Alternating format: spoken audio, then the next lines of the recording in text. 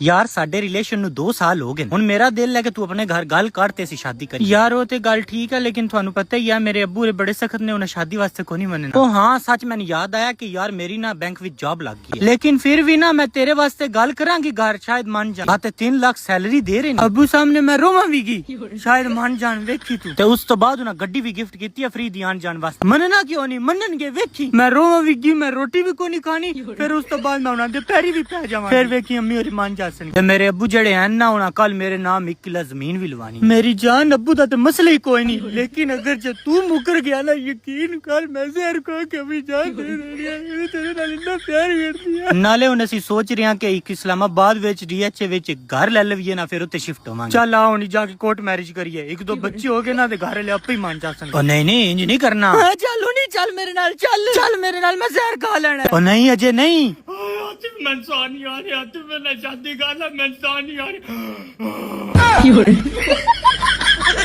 मेरा बबलू किन्ना प्यारा है किन्ना सोहना है। बेगम क्यों ना सी एक और बच्चा ले ली अपने बबलू वास्ते इहदा छोटा भरा। दिमाग ठीक है थोड़ा एक बच्चा और की करना है जिन्ना प्यार करना है मेरे बबलू नु करो। नाराज क्यों होंदी है सारा प्यार साडे पुत्र नु मिले इसी वजह तो कह रहे हैं नवा आवे। मतलब असि दोने अपने बबलू नु किन्ना प्यार करदे। जदों बबलू वड्डा हो जाएगा ते साडे ते बबलू दा काम कौन करेगा। छत तो कपड़े उतारने होंदे ने गड्डी साफ करवानी होंदी है बाजारों दही लेके आनी होंदी है कि तू आटा चुकना होएगा सारा कुछ उहदे कोल करावांगे।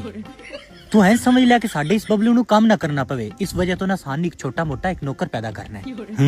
गल ते तुहाडी ठीक वेख हुन कदी सान गुस्सा आ जांदा है असि हुन अपने बबलू नु ते नहीं मारना ओ छोटे वाले नु मारांगे।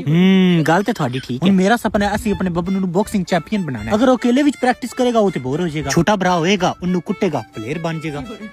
लेकिन उस खच नु पालन दा जेड़ा खर्चा होएगा उदा कोई उदी तू टेंशन ना ले उदा मैं हिसाब ला ले। कपड़े ते जुतियां उन्नु वो पवा दांगे जेड़े साडे बबलू दे छोटे हो जासनगे। अगर फिर भी कोई फरमाइश करेगा ते रो के विखा दांगे कि साडे हालात नहीं ठीक।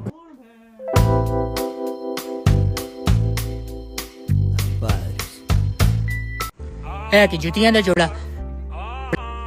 ए कुर्सियां दा जोड़ा क्यों है। चल तू अड्डिया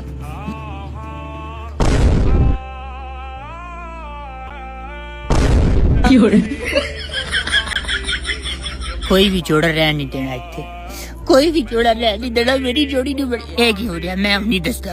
और तुसी इत्थे जोड़ के क्यों खलोते हो। चलो दफाओ इत्थों मैं ਤੁਹਾਡੀ अम्मी को बता देना दफाओ।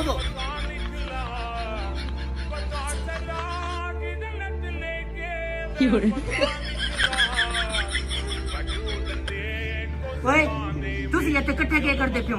चल हड्डियो थोड़ा जा और चल तू भी भरा साइड तो अच्छा खलो गल्ला करो बस हुन गल्ला करो। ओए गल सुन इत्थे कोई भी जोड़ा दिसदा होया ना मैं दसी मैं तैनूं कमीशन देसा। जी ठीक हो गया भाई जी। हां ठीक हो गया चल ओए आ क्या हां ठीक है।